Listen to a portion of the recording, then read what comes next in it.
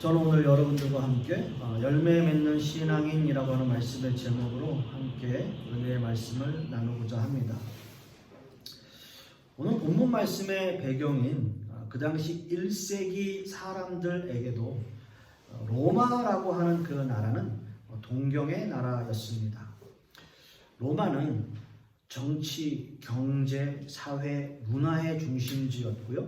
그 당시 예술가들, 사상가들, 웅변가들 또는 그런 여러 사람들에게 어떤 성지와도 같은 그런 곳이었어요. 물론 그런 것들과 함께 각종 우상 숭배의 근거지이기도 했습니다. 그런 로마에 기독교라고 하는 종교도 존재하고 있었다라고 하는 거죠. 바울 사도가 로마서를 기록할 당시 바울 사도는 아직 로마를 직접 방문은 하지는 않았지만 기독교는 로마에 흘러 들어가서 작은 교회 공동체, 그러니까 교회 집 같은 가정 교회 공동체를 형성하고 있었던 것이죠. 이제 바울 사도는 자신이 로마 교회에게 어떻게 복음을 전하려고 준비해 왔는지를 오늘 본문 말씀을 통해서 설명하고 있습니다. 그래서 먼저 오늘 8절 말씀에 보시면 먼저 내가 예수 그리스도로 말미암아 너희 모든 사람에 관하여 내 하나님께 감사함은 너희 믿음이 온 세상에 전파됨이로다 라고 말씀하고 있어요. 그래서 먼저 이 본문을 이해하기 위해서는 로마 교회 그 상황에 대한 이해가 좀 우리가 필요할 텐데요. 그 당시 로마 황제 클라우디우스는 정통 유대교인들과 기독교 유대인들 사이에서 서로 분쟁하는 모습을 보고 유대인들에게 추방 명령을 내렸던 그런 상황이었어요. 그때 당시에. 그래서 그럼에도 불구하고 그러한 여러 가지 박해와 고난이 있음에도 불구하고 그들은 잘 버티고 있는 그 로마의 성도들을 위해서 바울 사도는 하나님께 내가 너무나 감사하고 있다라는 말을 하고 있는 거죠. 로마 교회 성도들의 삶이 여러분 생각해 보시면 정말 만만치 않았을 겁니다. 힘들고 어렵습니다. 또 내적으로 외적으로 오는 갈등과 박해는 점점 더 심해져요. 그럼에도 불구하고 믿음을 지켜나가는 로마 성도들이 너무나 자랑스러웠던 거예요. 이런 환경에서도 믿음을 지키고 있는 그 성도들에게 감사할 뿐이었습니다. 그러나 더 감사하는 것은 그 모든 환경 속에서도 그들을 지키시고 눈동자처럼 보호하시는 그 하나님께 더 감사할 수밖에 없었다라고 하는 거죠. 그래서 이어서 9절 말씀에 보면 내가 그의 아들의 복음 안에서 내 심령으로 섬기는 하나님이 나의 증인이 되시거니와 항상 내 기도에 쉬지 않고 너희를 말하며 라고 말씀하고 있죠.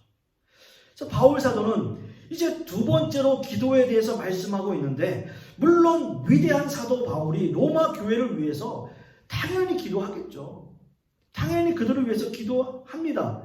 너무나 당연합니다. 그럼에도 불구하고 이 글을 전하고 있는 그의 의도는 이런 거예요. 오늘 읽은 본문 안에서 좀 더 유심히 봐야 할 단어가 두 단어가 있어요. 바로 복음과 심령이라고 하는 두 단어예요. 복음과 심령. 그의 아들의 복음은 말씀을 가리키고 진리를 의미하고 있고요. 심령이라고 하는 것은 성령 또는 영으로 볼 수 있습니다. 말씀, 진리, 그리고 영이라고 하는 단어에서 우리는 예수님이 수가성 여인에게 하신 말씀이 생각이 나요. 성령과 영, 말씀과 영, 진리와 영이라고 하는 단어예요. 요한복음 4장 23절의 말씀을 보시면 아버지께 참으로 예배하는 자들은 영과 진리로 예배할 때가 오나니 곧 이때라. 아버지께서는 자기에게 이렇게 예배하는 자들을 찾으시느니라 라는 말씀을 수가성 여인에게 하시는 그 장면이 나옵니다. 이 본문에서도 말하고 있는 영과 진리 그리고 오늘 본문에서 말하고 있는 복음과 성령은 같은 의미로 볼 수 있습니다. 예수님은 수가성 여인에게 예배를 말하고 있고 바울 사도는 기도에 대해서 말씀하고 있어요. 기도 역시 예배와 마찬가지로 끊임없이 하나님께 드려져야 한다는 겁니다. 예배가 우리의 삶인 것처럼, 삶이 우리의 예배이고 예배가 우리의 삶인 것처럼 기도 역시 우리의 삶의 일부가 되어야 한다는 거예요. 그래서 바울 사도는 자신 스스로 로마 교회를 위해서 나는 끊임없이 쉬지 않고 기도하고 있습니다. 내가 늘 기도할 때마다, 내가 늘 하나님 앞에 기도할 때마다 당신들의 기도를 하고 있습니다. 그 말을 하고 있는 거죠. 그리고 이 말씀에 대해서 하나님이 나의 증인이 되십니다 라고 전해요. 여러분, 이것이 바울 사도에게 있어서 얼마나 강력한 표현입니까? 그만큼 바울 사도가 로마 교회를 위해서 열심히 그 마음과 뜻을 다해서 그 말씀과 진리로 영으로 하나님 앞에 끊임없이 기도하고 있다는 이야기예요. 기도는 그런 겁니다. 우리의 마음과 뜻을 다하여 하나님께 드리는 거예요. 내 삶을 드리는 거예요. 우리가 어떻게 시간 정해놓고 어느 순간에 꼭 나는 이 시간에만 기도해야지, 여러분 꼭 그런 거 아닙니다. 기도는 우리가 늘 할 수 있어요. 마음속으로, 생각으로, 운전하시면서 어디 가시면서도 우리는 늘 기도하고 있어요. 나의 환경, 나의 상황, 나의 문제, 꼭 그런 것만 아뢰는 게 기도가 아니에요. 기도는 내 자신을 하나님께 드리는 겁니다. 오늘 우리가 읽은 본문 10절 말씀에도 어떻게 하든지 이제 하나님의 뜻 안에서 너희에게로 나아갈 좋은 길 얻기를 구하노라 라고 말씀을 해요. 바울 사도가 그런 말씀을 해요. 어떻게든지 나는 당신들에게 가기를 원합니다. 그런 기도를 합니다. 그런 이야기를 해요. 바울은 밤낮으로 쉬지 않고 로마 교회를 위해서 끊임없이 기도하고 있고요. 어떻게 해서든 바울 사도는 로마 교회를 방문하기 위해 노력해요. 그런데 여러분, 바울 사도가 로마 교회를, 아니 로마라고 하는 그 나라를, 그 지역을 어떻게 갔는 줄 아십니까? 예루살렘에서 붙잡혀서 죄수의 신분으로 로마를 갔어요. 그리고 로마에 도착해서 자기 마음대로 여러 교회 방문하면서 설교하고 복음 전하고 그런 거 아니에요. 로마 감옥에 갇혀서 한정된 시간 안에서 허용되는 사람들에게 또는 허용되는 시간만큼만 사람들을 만날 수밖에 없었어요. 그게 바울이 로마 교회를 방문하게 된 모습이에요. 여러분, 그렇다면 이런 상황은 바울이 원하는 방법이었을까요? 바울이 기도하면서 하나님 앞에 기도하면서 끊임없이 로마 교회를 위해서 기도하면서 제가 어떻게든 로마 교회 방문하겠습니다. 그런데 아마 죄수의 신분으로 갈걸요? 그렇게는 얘기 안 했을 거 아니에요. 어떤 방법을 써서라도 어떻게라도 내가 복음을 전하면서 각 교회에 순방 다니면서 말씀 선포하면서 복음 선포하면서 그런 상상, 그런 꿈꾸면서 그들을 위해서 이 말씀 썼을 거 아니에요. 이 편지 보냈을 거 아니에요. 그리고 로마 교회 사람들도, 그 성도들도 정말 바울 사도 왔으면 너무나 좋겠다. 우리 교회 와서 한번 말씀 전파했으면 좋겠다. 그런 기대감으로 이 편지를 읽었을 거 아니에요. 여러분 상상해 보세요. 근데 그렇게 안 갔어요. 바울 사도는 그런 모습으로 간 게 아니에요. 죄수의 모습으로. 그래서 로마 감옥에 갇히게 돼요. 그런 모습으로 갔어요. 그것이 바울 사도가 원하는 기도의 응답일까요? 바울 사도가 원했던 기도의 그 응답의 모습이었을까요? 아마 일반적인 사람들은 그렇게 생각 안 할 거예요. 좀 더 멋지게, 좀 더 은혜롭게, 그들이 생각하는 은혜롭게 바울 사도가 왔으면 좋았겠다. 근데 하나님께서는 어떤 상황이든지 바울 사도의 기도를 들어주시고 그를 사용하시잖아요. 비록 로마에서 죄수의 신분으로 자유롭지 못한 그 상황이다 하더라도, 어찌됐든 바울 사도가 감옥에 갇혀 있었어도 그들에게 편지는 쓸 수 있었고, 가까운 로마 성도를 통해서 누군가에게 허락된 사람들에게만 주어진 그 시간과 그 사람들을 통해서 자기가 그들에게 전하고 싶은 복음들을 글을 써서라도 전했잖아요.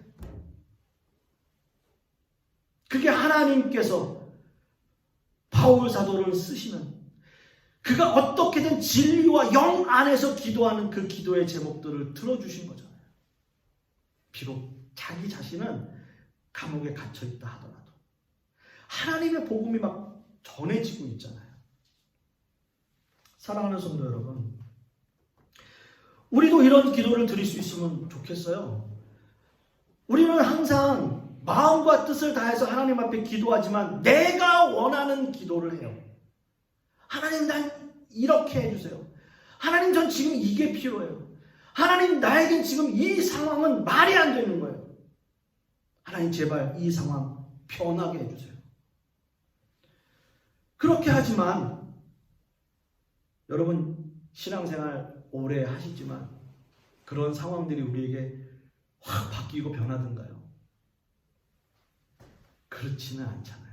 솔직히 고백하면 저 역시도 막 힘들고 어려운 상황들이 오지만 확 변하지 않아요. 근데 기도하면 열심히 하나님 앞에 정말 내 자신만을 위한 것이 아니라 하나님을 갈망하며 기도할 때는 마음은 좀 편해져요.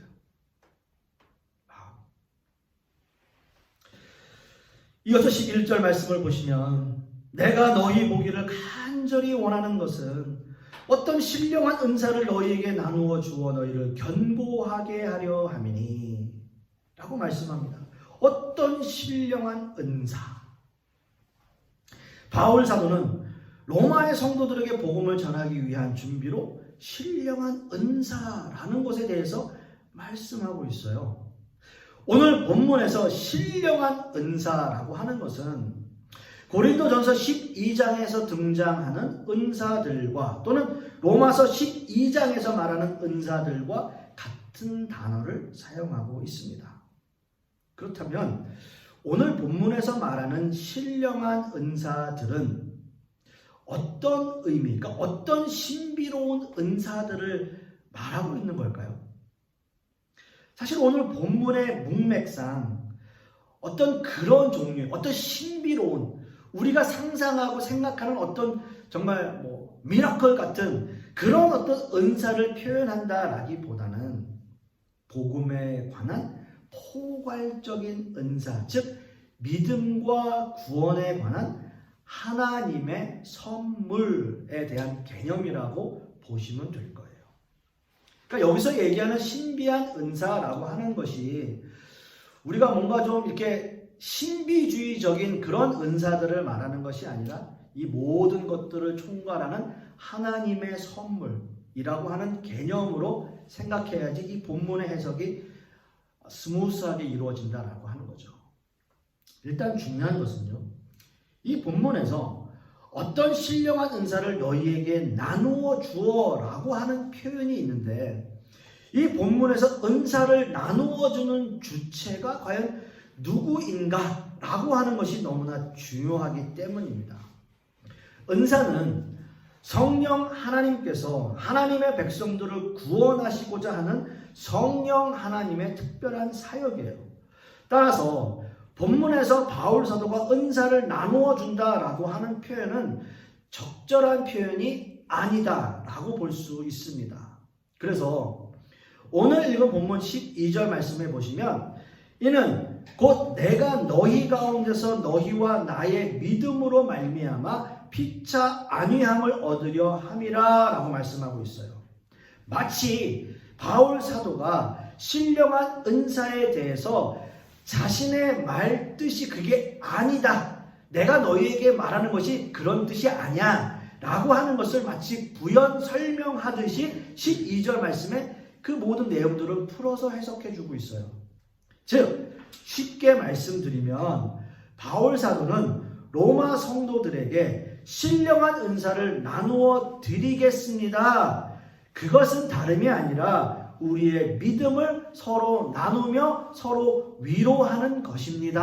라고 부연 설명을 붙여놓은 거예요. 자, 이렇게 말씀을 하니까 좀 이해가 가잖아요. 그렇습니다, 여러분. 은사는 아무리 능력이 뛰어난 사도라 할지라도 나누어 줄 수 있는 게 아니에요. 사도들이 나누어 주는 게 아니에요. 은사는 오직 성령 하나님께서 주관하고 계시기 때문입니다.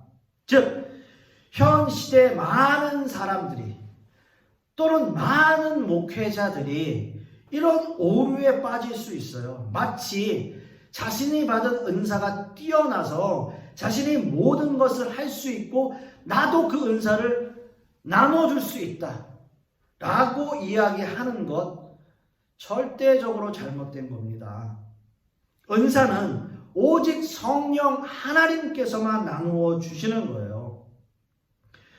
많은 신흥 이단들이 이런 잘못들을 해요. 마치 자신들이 뭔가를 나누어주고 마치 내가 기도해줘야 당신은 구원받을 수 있어 라고 이야기하면 그건 다 잘못된 겁니다. 여러분, 현혹되지 마세요. 현혹되지 마세요. 사랑하는 성도 여러분, 우리는 이런 영적 교만에 빠지지 말아야 해요. 상대방의 믿음이 어떠하든지 그리고 내 믿음이 어떻든지 그건 상관이 없어요. 상대방이 초신자여서 믿음이 적을 것이다 라고 하는 편견을 버려야 되고요. 또 내가 교회를 오래 다녔기 때문에 나는 당신보다 좀 더 믿음을 더 많이 가지고 있어 라고 하는 그런 교만도 버리셔야 됩니다. 그죠? 우리는 하나님 앞에서 서로 위로하며 하나의 교회를 이루어가고 있는 존재들이에요. 우리는 각자 자신들에게 맡겨진 각각의 은사가 다 있습니다. 그 은사들이 하나님의 교회를 이루어가고 있어요. 그래서 지금 우리에게 필요한 것은 서로 위로하고 사랑하고 그것을 나누는 거예요. 서로 위로하고 사랑하고 그걸 나누는 거. 바울 사도는 그런 교회를 꿈꾸면서 로마의 교회에 이 편지를 쓰는 거예요. 우리가 만날 날을 기대합니다. 우리는 그렇게 만나면 어떤 것으로도 서로 위로하고 서로 믿음을 심어주고 함께 이 모든 것들을 나눕시다 라고 편지를 쓰고 있는 거예요. 이것이 성령의 은사고 이것이 하나님께서 각자 모든 사람들에게 준 은사예요. 탤런트예요. 이거예요. 서로 위로하고 서로 나누는 거예요. 서로 사랑을 나누는 거예요. 이게 은사예요. 이것이 교회를 하나로 만들어요. 그리고 하나로 성장하게 만드는 거예요. 성도 여러분, 우리도 마찬가지 아닙니까? 뭐 하나님 앞에 우리가 대단한 거 이루려고 하는 거 아니잖아요. 네? 뭐 제가 그렇게 대단한 목사도 아니고, 뭐 교회도 뭐 이렇게 뭐 제가 막 뭐 돈도 없지만 뭐 건물 쳐서 막 크게 막 하려는 거 아니잖아요. 우리 그렇게 대단한 거 이루려고 하는 거 아니에요. 로마 교회가 어려운 환경 속에서도 인내하고 견디고 믿음으로 이겨나갔던 것처럼 우리도 그냥 그런 것들을 따라가는 거죠. 우리가 정말 어려운 환경 속에서 지내고 있지만 어려운 상황들이지만 그냥 말씀으로 하나님의 은혜로 우리가 그냥 이렇게 살아가고 있는 거예요. 한 주 한 주 예배 드리고 있는 거예요. 우리는 그 믿음을 함께 나누고요. 서로 위로하고요. 서로 이렇게 함께 할 때에 우리 하나의 교회를 이루어가는 거죠. 이게 신령한 은사입니다. 그리고 하나님께서 이 모든 것들을 우리 각자에게 나누어 주셨고 우리 서로 나누는 거예요. 그것이 믿음과 소망 가운데. 마지막 13절 말씀을 봅니다. 형제들아, 내가 여러 번 너희에게 가고자 한 것을 너희가 모르기를 원하지 아니하노니 이는 너희 중에서도 다른 이방인 중에서와 같이 열매를 맺게 하려 함이로되 지금까지 길이 막혔도다 라고 말씀하고 있어요. 바울 사도는 이 본문에서 자신이 복음을 위해 준비한 최종적인 이유, 또 로마 교회를 방문하고자 하는 이유를 설명하고 있어요. 그 설명의 뜻은 뭐냐? 열매를 맺기 위해서다 라고 하는 거죠. 열매를 맺는다라고 하는 거 너무나 중요합니다. 제가 이 열매에 대해서 항상 이야기할 때 여러분들에게 예로 드는 본문이 있어요. 요한복음 15장 2절 말씀. 무릇 내게 붙어 있어 열매를 맺지 아니하는 가지는 아버지께서 그것을 제거해 버리고 무릇 열매를 맺는 가지는 그 열매를 맺게 하려 하여 그것을 깨끗하게 하시느니라 라는 말씀이에요. 열매를 맺지 못하면 가지에서 이미 제거되었다. 열매를 맺지 못하면 그 가지가 이미 제거되었다. 그 말뜻은 뭡니까? 이미 쓸모가 없다. 이미 저 장작불로 태워질 수밖에 없다. 라는 의미잖아요. 풍성한 열매를 얻기 위해서 하나님께서 어떻게 하신다고요? 깨끗하게 하신다고. 깨끗하게 하신다고. 깨끗하게 한다. 라고 하는 의미, 가지를 친다라고 하는 의미예요. 가지를 친다. 더 풍성하고 더 좋은 열매를 맺기 위해서 하나님께서는 그렇게 해주시는 거예요. 그게 포도나무와 가지의 비유입니다. 열매를 맺을 수 있게 만드는 거, 가지를 치고 돌봐주시는 거예요. 근데 그게 열매를 맺지 못한다면 이미 가지가 나무에서 떨어져 있다라고 하는 의미인 거죠. 바울 사도가 이는 너희 중에서도 다른 이방인 중에서와 같이 열매를 맺게 하려 함이로되 라고 말씀하고 있는 것처럼 이방인의 사도로 부르심을 받은 그 사역을 위해서 바울 사도는 열심으로 사역을 해 나가고 있었어요. 사랑하는 성도 여러분, 저와 여러분 모두는 각자 하나님께 받은 사명과 부르심이 있습니다. 그것이 어떤 것인지 우리는 각자 알거나 또 모를 수도 있어요. 근데 어쨌든 상관없어요. 하나님이 하나님의 때에 여러분들에게 다 깨닫게 하실 겁니다. 그게 가장 중요해요. 결론을 내리자면 기독교인들이 복음을 위해서 준비해야 되는 게 참 많습니다. 예배도 드려야 되고요. 성경 공부도 해야 되고요. 큐티도 해야 되고요. 오늘 말씀을 함께 나눈 것처럼 서로 감사하고 서로 기도하고 서로 은사와 열매를 다 함께 나누는 것. 다 좋아요. 무엇보다 중요한 것은 우리가 복음과 믿음을 지키기 위해서 성도답게 신자답게 이 세상을 살아내는 것. 그것이 아마 가장 중요한 우리의 사명이지 않을까라는 생각을 해봅니다.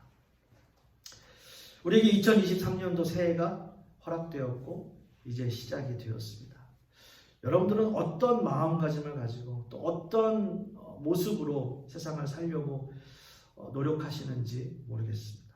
중요한 것은 믿음과 또 하나님의 은혜 안에서 정말 신자다운 모습으로 또 열매 맺는 신앙인으로 이 한 해를 또 살아내시는 저와 여러분 되실 수 있기를 간절히 소망하겠습니다. 기도하겠습니다. 아버지 하나님, 오늘 말씀을 통해서 바울 사도가 로마 교회를 위해 얼마나 간절한 마음으로 이 편지를 써 내려가고 있는지 우리가 다시 한번 그 마음을 생각해 보게 됩니다. 그 기도하고 말씀을 전하는 그 바울 사도의 편지가 우리에게도 적용되어지고 또 우리의 마음을 울리고 또 흔들리게 합니다.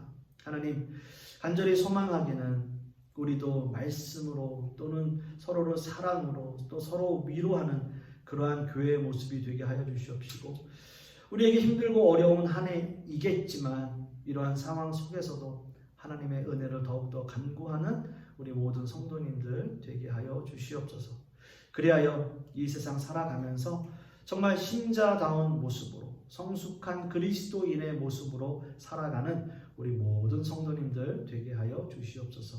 이 모든 말씀 우리 주 예수 그리스도의 이름으로 기도하옵고, 이제는 우리 주 예수 그리스도의 은혜와 아버지 하나님의 극진하신 사랑과 성령님의 내주 교통하심이 오늘 말씀을 통해서 열매 맺기를 소망하며 이 세상에서 정말 신자다운 모습으로 살아가기를 소망하는 우리 하나님의 백성들 머리 위에, 또 그 자녀들 위에, 그 사업과 직장 위에, 그리고 우리 풍요로운 교회 위에 이제로부터 영원토록 함께 있을지어다. 아멘.